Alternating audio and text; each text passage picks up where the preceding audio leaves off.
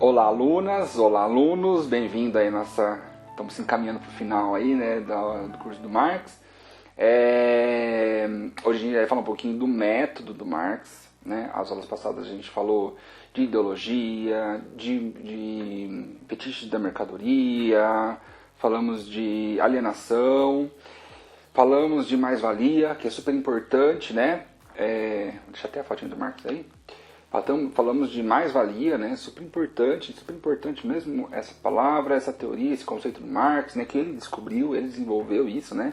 Ele fez um cálculo matemático para descobrir a exploração do trabalhador pela burguesia, né? Que é no momento não do lucro, né? Não no momento da circulação de mercadorias, mas no momento da produção de mercadorias, né? E hoje a gente vai falar um pouquinho do método do Marx, né? Eu mostrei para vocês esta Bíblia, praticamente, não essa Bíblia não, porque o Marx não, acho que não diria uma Bíblia, mas este livro, né, que é o Capital, que é onde ele fez a principal teoria dele, né, mas não é o único livro, o Marx tem muito mais livros além desse. Esse é o Capital, volume 1, né, ele é bem grosso mesmo, tem mais outros 2 volumes ainda, e eu tentei resumir muito resumidamente nesses pequenos vídeos, nessas curtas aulas nossas, trazer um pouquinho desse livro para vocês. E hoje a gente vai falar um pouquinho do método do Marx, né? Então a gente vai falar do método que ele desenvolveu. Mas antes, eu queria começar lendo uma frase do Marx para vocês, que é essa daqui. Os homens fazem sua própria história, mas não a fazem como querem. São limitados pelas condições materiais e históricas da sua existência. Ou seja, o que o Marx quer dizer pra gente? Que a gente faz nossa história. Quem faz a história é o humano, mas a gente não faz como a gente quer. A nossa história ela é limitada pelas nossas condições materiais e históricas, né? Dos nossos períodos históricos, né? E também a materialidade da vida, aquilo que está disponível para a gente, né? A matéria, que é palpável no nosso cotidiano.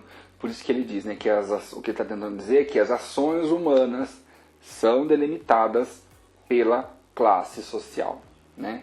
A burguesia, ela tem muito poder, ela é a classe dominante, né? É ela que tem mesmo as condições materiais, fez a revolução, né, dessas revoluções históricas aí, né, Revolução Francesa, Revolução Industrial, a partir da dominação da classe trabalhadora. Então, essa é a teoria do Marx, né? Então, as ações humanas são delimitadas pela classe social, significa que o proletariado, a classe dominada, os trabalhadores têm menos ações, né? Podem agir menos, tem menos, a gente fala menos agência, né? Quem pode agir menos, quem tem menos ação humana, não é muito certo falar isso, mas a gente fala que tem menos agência, né? Então tem menos agência de agir, né? E o Marx, né? Então gosto dessa frase porque resume muita coisa do que a gente falou, né? Os homens fazem sua própria história, mas não a fazem como a querem. São limitados pelas condições materiais e históricas da sua existência. O método do Marx, não é à toa que o método do Marx chama materialismo histórico dialético, né? E é isso que a gente quer que vocês entendam hoje. O que então é o materialismo histórico dialético? Vamos com calma nessas palavras, né? Vamos explicar um pouquinho dessas palavras para vocês. Primeiro, materialismo, né? É analisar a história a partir da forma como a sociedade... Então, desculpa, antes de falar do materialismo. O Marx analisa a história, é um método dele de pesquisa. Lembra que a gente viu o Durkheim, e a gente falou que o Durkheim ele é funcionalista, né? A gente fala que o Marx é materialista histórico, né? O método do Durkheim é o funcionalismo, né? Ele está sempre tentando ver a função dos grupos sociais, né? Numa sociedade. O Marx ele vai olhar a sociedade a partir de um outro olhar, não necessariamente a função daquelas pessoas, né? Mas ele vai analisar a história a partir da forma como a sociedade se organiza para produzir materialmente aquilo que é necessário para a sua existência. Então, a palavra materialismo vem daí, né? Porque o Marx está preocupado com a produção da vida humana, mas a produção material, a produção dos objetos, né? A produção das ideias, mas ele tem que entender isso, que a produção das ideias para o Marx, olha isso aqui, a produção das ideias para o Marx, elas vêm a partir do momento histórico e material que eu me encontro. Então, para o Marx, não é eu penso, logo existo. O Marx é o contrário. Eu existo, por isso eu penso. As minhas ideias, elas vêm a partir do lugar que eu tô, que eu moro, que eu vivo, aquilo que eu como, aquilo que eu vou consumir, né? A partir da materialidade da minha vida. Então, o Marx, para analisar a sociedade, ele vai analisar a sociedade materialmente. Ele vai analisar os produtos, as mercadorias, né? Quer falar de cultura? Então ele vai falar, tá, mas vai falar o quê? Sobre filme? Vamos assistir o filme? O filme é feito materialmente? Um livro é feito materialmente? Uma dança? Vamos então ver a dança? Vamos ver os corpos daquelas pessoas? Vamos ver um balé? Vamos ver então no teatro onde está sendo feito aquele balé? Aquelas cadeiras? Como que aquelas pessoas trabalharam? Como que elas se alimentaram? As condições de vida delas? É assim que o Marx vê. Então por isso ele está falando da materialismo, né? Está falando da materialidade, aquilo que você consegue tocar, aquilo que você consegue ver. Né? Pode ser uma cadeira, mas pode ser o corpo humano. Como aquela cadeira foi feita? Né? Como que a cadeira está em pé? Né? Como que o corpo humano foi feito? Né? Como que ele está em pé, o corpo humano? Né? O que comeu? Quais são as condições? Né? O que eu penso? Né? É isso. Então, o materialismo histórico dialético, a palavra materialismo vem a partir daí. Né? A gente entender a sociedade, como a sociedade se organiza para produzir as mercadorias. Né, para produzir e circular mercadorias, os produtos, falar um pouco mais senso comum, como eu produzo os produtos, né? Isso é o materialismo histórico, né? Pensar a ideia do materialismo. Histórico, né? Porque depende, a gente viu até naquela frase anterior do Marx, que tem a ver com o período histórico que a sociedade se encontra. Então o Marx vai analisar o capitalismo porque ele está vivendo e vivenciando o período histórico do capitalismo. Né?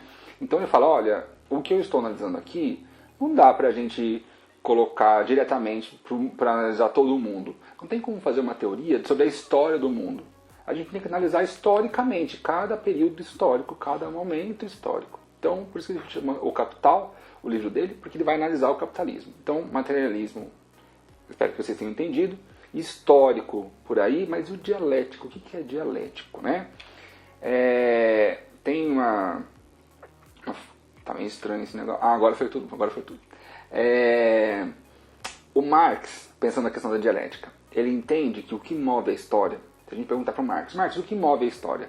Ele vai falar que é a contradição e o conflito. O que move a história de vocês?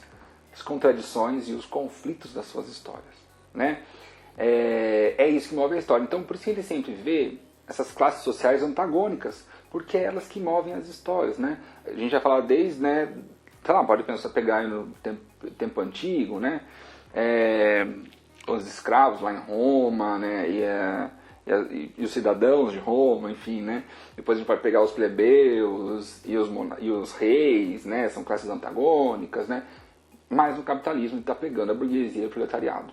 Ele fala que em toda a história teve essas classes antagônicas. A gente tem que analisar historicamente onde essas classes estão, né? Quem são essas pessoas, né? Que classes sociais são essas. Mas ele diz que no capitalismo a gente tem, né, que são sempre uma classe dominante e outra dominada, que é a burguesia e o proletariado. Né? São aquelas que vão dominar e aqueles que são dominados. E é isso que move a história. Então a dialética, o que é dialético? É esse movimento da história. A história tem esse movimento, né? E o Marx está analisando esse movimento. E ele fala que esse movimento ele é dialético, né? Esse movimento é o quê? Primeiro tem um grupo social, tem uma pessoa, tem uma família que vai ter uma tese sobre como algo deve ser. Como a vida deve ser. E vou implementar isso. Como deve se vestir. O que deve comer. Como deve ser a comida, a alimentação. Quais são as regras sociais, as normas, as leis, os costumes. Né? Então tem alguém que fala, olha, tem que ser assim. Pá, é a tese. Ao criar isso, ao desenvolver isso, vai ter um outro grupo que vai surgir, né? Ou que já existia, que vai questionar isso, que não se sente inserido nesse pensamento, que vai ter uma outra ideia. Não, eu acho que não. Eu acho que não deve ser assim. porque ele vai ser a antitese, né? Ou antítese, né? Vai ser o oposto daquela tese. E essa disputa de ideias, inclusive no nível do discurso, a gente faz muito isso, né? Alguém fala alguma coisa, a primeira coisa que você pensa é o oposto. Não, mas peraí, mas tem gente que não é. Não, então, e a gente começa a discutir, debater para chegar numa síntese, né? Para chegar num resultado final, né? Essa é a forma como Marx enxerga a história. Então ele vê a classe dominante, ele vê a burguesia, aí ele vai ver qual é a antítese, né? Qual é a outra classe, qual é aquele que é o oposto, né? Qual é aquilo que está do outro lado, no caso o proletariado, né? Então ele vai ver quem está dominando, quem está sendo dominado e como essas lutas vão mudando a história, entendeu? E qual é o resultado final disso, né? O proletariado não existia antes do surgimento da burguesia. Foi a burguesia se tornar classe, porque veja, antes a burguesia também era excluída, né? Então a burguesia estava toda uma outra relação. Quando a burguesia toma o poder, se torna a classe dominante, ela funda uma outra classe social, que é a antítese dela, que é o proletariado. E é dessa luta que move a história, e, enfim, o capitalismo também, né? E é a partir dessa disputa que a gente pode observar como uma sociedade ela se organiza, né? É o resultado dessa disputa, tanto em níveis pequenos, uma disputa judicial entre o patrão e o empregado, né? No nível médio, o sindicato e o prefeito, a prefeitura, né? Ou uma grande empresa, o sindicato e o grupo Pão de Açúcar. Como no nível global, né? Como o capitalismo, as ideias liberais, ideias mais conservadoras, né? Como a direita e a esquerda, ou liberais, né? A gente está falando de neoliberalismo, né? E estado de bem-estar social, políticas, né? Globais, é isso que move a história de Marx, né? E detalhe, não precisa saber disso, mas acho que pode ajudar vocês. O Marx não fala que a história é cíclica. Ela não fala que ela faz assim, ó. Né? Eu vou mostrar de lado para vocês. Né? Se a gente for ver de lado, a história seria assim, né? Cíclica. O Marx fala que ela é helicoidal, né? Que se você olhar de frente, ela é assim, mas a helicoidal vai fazendo assim, né? Vai chegando mais próximo. Se a gente olhar de lado, ela vai fazendo assim, ó. Né? Isso é ser helicoidal, é como se fosse uma mola, né? Ou seja, a história, a gente tem a tese, alguém fala, não, isso daqui é isso daqui, pá. No livro de discurso mesmo, pode falar alguma coisa. Não, eu acho que mulher não pode usar roupa curta. Pá, tem uma tese. Aí pode vir alguém e falar, não, mas espera aí, por que não pode usar roupa curta? Acho que mulher pode sim, tem a antítese. Então fala uma coisa, pá, tem a outra coisa. E aí, né, nossa discussão vai sair um resultado. Não, tá bom, não, mas eu acho que talvez em tal lugar eu não possa usar, porque aquele lugar é perigoso. Não, mas aí também não depende nessa discussão a gente vai chegar em algum lugar que isso muda a história. Não, e não precisa ser algo que seja uma conclusão dos dois, assim, né? Só essa relação, essa discussão já é válido para chegar em algum lugar. E esse outro lugar se torna de novo uma tese. Então a gente chegou num acordo, tá bom. Não precisa chegar num acordo, mas vamos dar esse exemplo, chegar num acordo. Ao chegar nesse acordo, a pessoa dessa discussão fala, então é assim, então vai ter que ser assim. Vai afirmar alguma coisa. Pode ser que outra pessoa venha e fale, não, mas espera aí. Então a história vai se movendo dessa maneira, né? Isso é o materialismo histórico dialético, é o método do Marx, né? A forma de pensar. E é interessante, que é uma forma também da gente pensar o mundo, né? Uma forma como a gente pensa o mundo, né? A próprio discurso, na redação vocês fazem muito isso, né? Pode ter uma tese, pode ter uma antítese para questionar essa antítese, enfim, né? E tem um resultado final, enfim, num debate é muito assim, né? As pessoas num debate falam uma coisa, depois falam outra, daí retruca, e depois tem, né, a réplica, a tréplica, enfim. É assim que funciona, né? O Marx analisa o mundo. E aí eu gostaria de trazer um exemplo para vocês, duas palavras importantes para o Marx, que ele fala de estrutura e infraestrutura, superestrutura e infraestrutura. Que isso quer dizer o quê? Né? É a forma como ele vê o capitalismo, essa grande estrutura, né? Essa estrutura econômica, né? Ela tem algo que move ela, né? Essa antítese, essa tese, né? Que move o capitalismo, que é essa ideia de Opa, tem uma coisa errada. Agora foi. Tá meio estranho esse slide, mas tá tudo bem. Que é superestrutura e infraestrutura. Para Marx é o quê? Infraestrutura, né, isso que é a base do capitalismo, ele diz que são as forças produtivas, mecanismos de produção, tecnologias e técnicas, e as relações de produção, propriedade privada, a mais-valia, as classes sociais, né? Essa produção da vida material. Então, como que a gente produz a vida material, né? A partir dessa infraestrutura, dessas forças produtivas, dessas relações de produção, né? Mas, como que a gente mantém isso? Por que se mantém uma desigualdade social? Aí vem a superestrutura, né? Que é a cultura, a religião, a arte, a moral, a ética, os costumes, o direito, o Estado, a política, a polícia, o exército, a ideologia, que o Marx diz que no capitalismo é a ideologia burguesa, né? Então, essa ideologia, aquilo que está certo e que é errado, é que mantém essa infraestrutura. Então, é a infraestrutura da forma do capitalismo. E a gente não consegue, esse questionamento é difícil, mas ainda assim a gente questiona e o capitalismo muda, mas ele se preserva, enfim. O que mantém essa infraestrutura é a forma de pensar, essa ideologia, né? Então, para ele tem a forma material, né, da vida, a produção da vida, e tem a nossa consciência social. E uma está ligando a outra. Então, para eu pensar, eu tenho que almoçar, eu tenho que comer, né? E aí, comendo, depende do que eu como, isso vai me trazer memórias, lembranças, né? Foi muito fácil eu comer, posso achar que a vida é muito fácil, então eu vou ter uma ideia, vou ter uma consciência sobre a vida. Para mim é muito difícil comer, eu não consigo alimento, tem dias, então eu vou ter uma consciência sobre a vida, que a vida é difícil, né? Então, esses dois elementos, eles estão entrelaçados entre si, né? E é isso que funda, né, o capitalismo. Esse é o exemplo do Marx, né? Infraestrutura, que essa é a base do capitalismo, né? A base material, né? É material mesmo. E essa superestrutura, né? Que é essa consciência que as pessoas têm. Então, eu não é logo, penso, logo existo.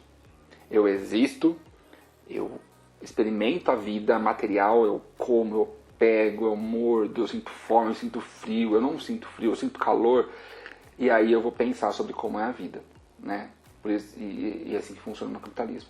Para finalizar, sobre o método do Marx, ele também diz, esse slide está aí bem estranho, ele foca na praxis. Ou seja, ele vai criticar tanto o Durkheim, que a gente já viu, quanto o Weber, que a gente vai ver agora na próxima sessão, já vou fechar encaminhando para o Weber, que toda teoria é inseparável da atuação política. Por isso que a gente tem o Marx, que é científico, que produziu o Capital, aquele livro, mas a gente tem o Marx político, que vai falar do socialismo, que vai tentar implementar o socialismo, vai falar de comunismo, e a gente vai ver isso na próxima aula, né? Vou deixar uma frasezinha para vocês aí, ó. Até hoje, os filósofos não fizeram mais do que interpretar o mundo. É preciso transformá-lo. O Marx vai bater na filosofia para dizer tem que ser fundada uma outra ciência, que é a filosofia. Por isso o Marx é um clássico, né? Assim como o Durkheim está tentando fundar a sociologia, o Marx está falando, gente, a gente tem que parar com a filosofia e tem que pensar o mundo a partir de uma outra ciência, que é a sociologia. A filosofia está interpretando o mundo. Isso não basta. Tem que fazer ciência, e fazer ciência é transformar o mundo. Por isso que a gente não tem como separar teoria e prática. Isso chama-se praxis. É uma forma do Marx pensar a ciência dele, e a gente vai ver na próxima aula, para finalizar o curso aí, esse Marx mais político aí.